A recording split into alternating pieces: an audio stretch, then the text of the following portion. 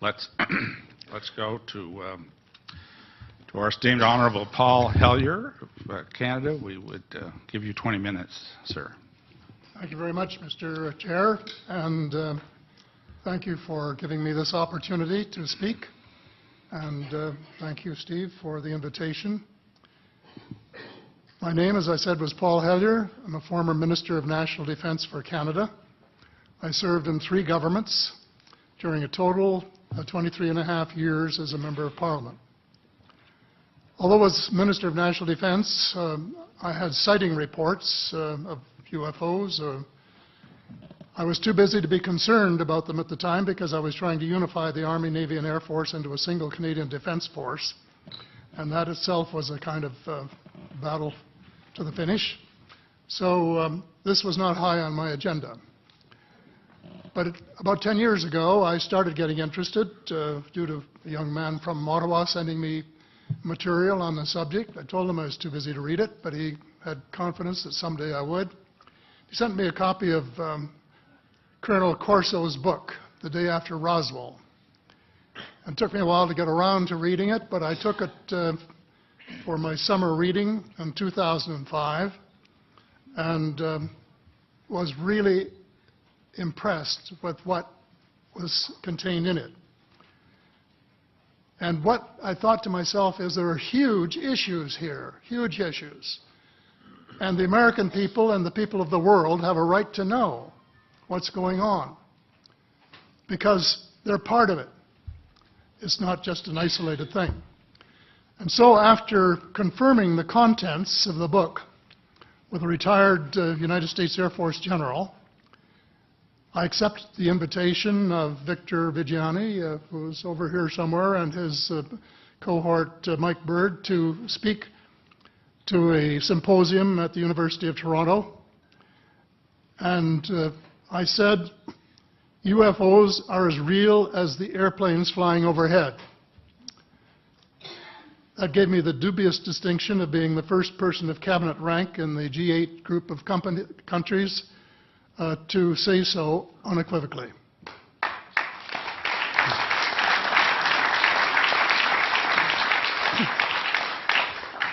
Since then, I've learned a lot from many sources, including a number of the fantastic witnesses that we have heard these last 4 days. They were so outstanding, I was just really blown away with them, the amount of information that was available. And I appreciate every single one of them. But because I'm not a ufologist, I'm a politician, there are only a few things that I want to add in that particular realm. First is that about in the 1960s sometime, there was a flotilla of UFOs headed south that crossed into NATO territory in Europe. And the Commander-in-Chief of the Supreme Allied Headquarters in Europe was naturally very shaken. Fortunately, or maybe divine providence, before the panic button was pushed, the flotilla turned around and headed back north. Obviously, they had thought maybe they were Russian and they were very concerned about it. Anyway, an investigation was launched into this whole subject, and a document was prepared which concluded that at least 4 species had been visiting Earth for thousands of years. And this is my own view at this stage as well. So, except for that, there are just a couple of things that we've talked about that I'd like to refer to.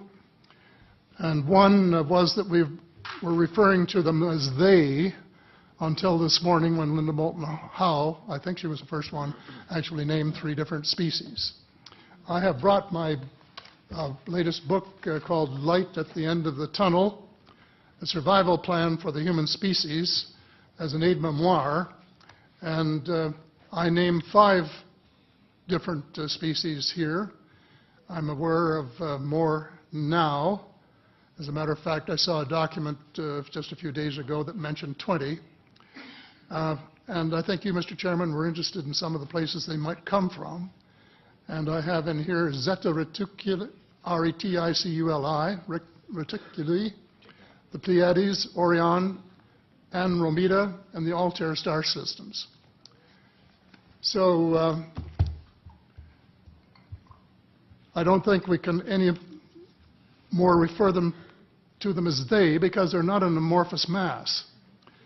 They are different species and consequently may have different agendas. I don't think we can say that they all have the same agenda any more than we could say that the United States, China, and Russia had the same agenda. Our real interests may be very similar, but as of now, our perceived interests are still quite far apart. One more observation before I begin what I want to say, and that is that we spent quite a bit of time talking about the 66-year-old cadavers. And I was glad to have Linda this morning finally say that there are live ETs on Earth at this present time, and at least 2 of them probably working with the United States government. The other species that I learned about not too long ago was called the tall whites. And this is when Paula Harris broke the story just a few years ago. And through her good offices, I had the chance to talk for about 3 hours with former Airman Charles Hall and listen to this absolutely fascinating story of how he was working with, first of all, he was scared out of his skin, but after that, when he got to know them, how he was working with, and finally they became to trust each other and have a good working relationship with the tall whites at the gunnery range at Indian Springs in Nevada. And these tall whites were living on United States Air Force property and working in cooperation with the United States Air Force and sharing technology with them. He wrote a book, incidentally, called Millennial Hospitality. There are 4 different versions, but Paula says that Millennial Hospitality number 2 is the best. I think that's the one I read, and it's a very interesting read if you want to sort of get inside the problem of what it's like to bump into these people floating across the terrain in the desert. Well, enough on that for now. My interest is in full disclosure. And my only caveat is I think probably I would say 95 to 98% full disclosure. I know of 1 or 2 things that I'm not sure should be in the public domain, at least yet. They will be someday, I'm sure, but not maybe immediately. But just as children survive the idea of the Tooth Fairy and Santa Claus when they become adult, I think that tax-paying citizens are quite capable of accepting the new and broader reality that we live in a cosmos teeming with life of various sorts. The fact that some other civilizations are more advanced than we are may be humbling, but that could be a necessary step in our survival.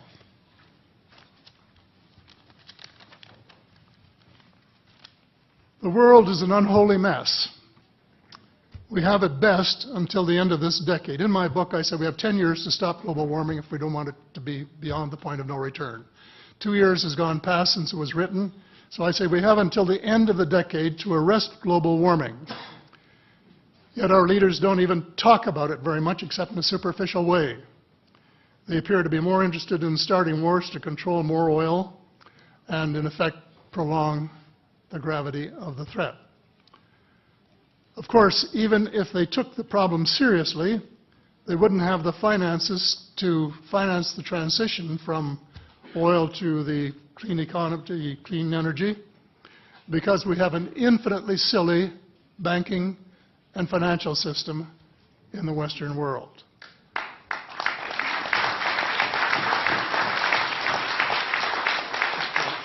And the United States Congress, I regret to say, is partly responsible, and I'd be glad to elaborate on that later if you're interested.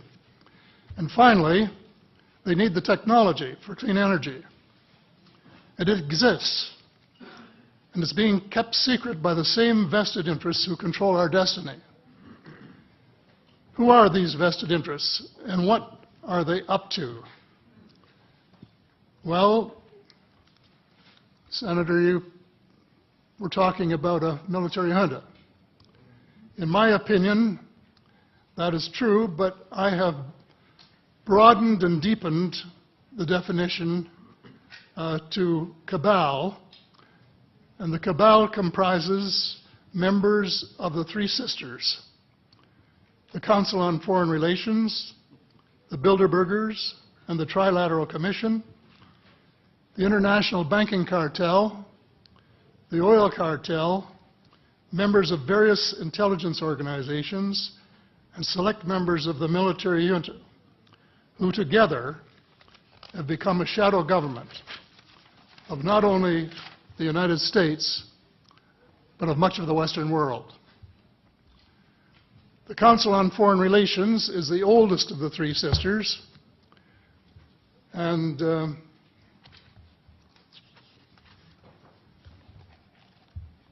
as early as October 1940, years before Germany surrendered to the Allied armies and to vaporize Hitler's vision of empire, the Council's Economic and Financial Group drafted a memorandum outlining a comprehensive policy, quote, to set forth the political, military, territorial, and economic requirements of the United States in its political potential leadership of the non-German world, including the United Kingdom itself, as well as the Western Hemisphere and the Far East.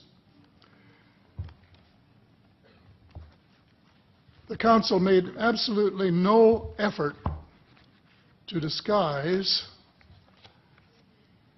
where's that? Right next page, yeah. The Council made no effort to disguise the fact that the purpose of the Grand Area and later world hegemony was to support an expanding U.S. economy, to provide it with raw materials and markets for its products. This was labeled the national interest, quote unquote. It was equally clear that the national interest was the interest of the ruling elite, whose members comprised the Council. The real interests of the majority of rank-and-file Americans was never a factor in the equation. So,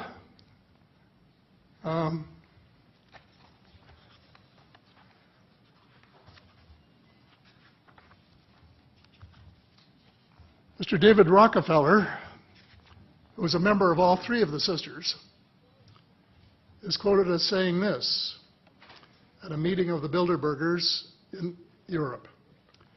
We are grateful to the Washington Post, the New York Times, Time magazine, and other great publications whose directors have attended our meetings and respected their promises of discretion for almost 40 years.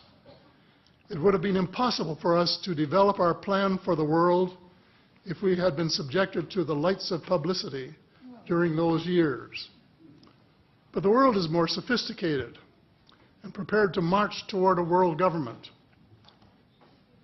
The supranational sovereignty of an intellectual elite and world bankers is surely preferable to the national autodetermination practiced in past centuries. He, of course, pretended he didn't say that, but the witness this is reported by Daniel Estulin, a thoroughly reliable reporter who has written the true story of the Bilderberger Group. And if you want to really get inside of what's been going on there for this long time, that's a good place to go. So anyway, you hear what Mr. Rockefeller said, and so there you have it. The aim of the game is a world government comprising members of the cabal who are elected by no one and accountable to no one. And according to Mr. Rockefeller, the plan is well advanced. Does this help you to understand why our civil rights are being taken away from us? I say us, because Canada too is included in the grand plan. A giant leap in the wrong direction followed the end of the Cold War.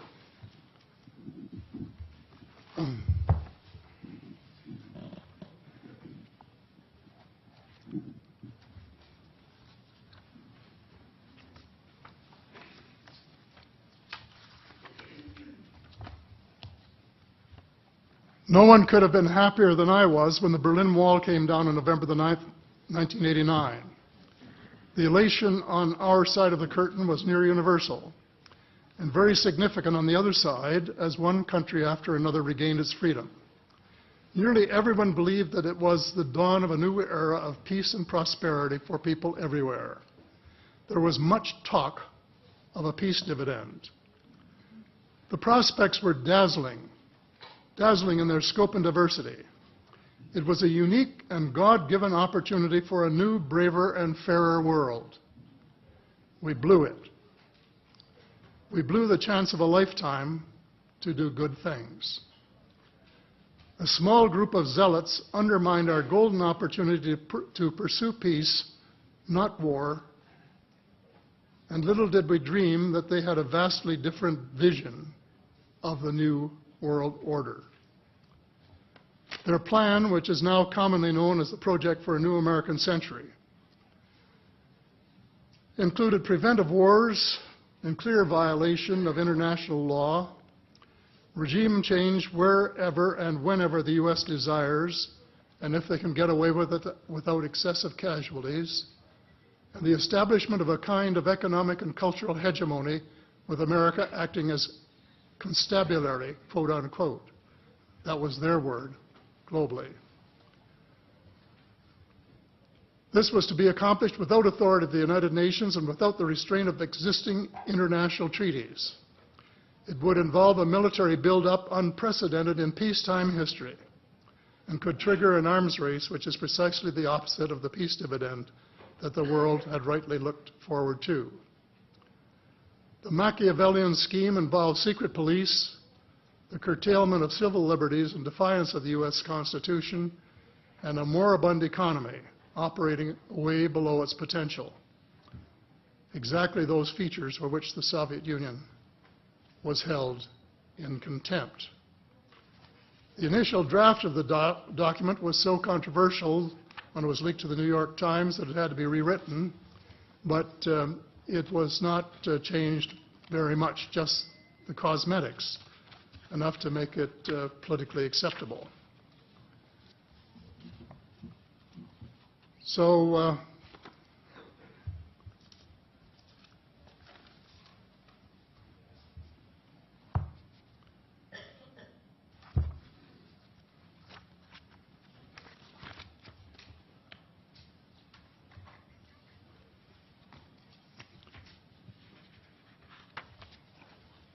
I have a few minutes here to my bearings.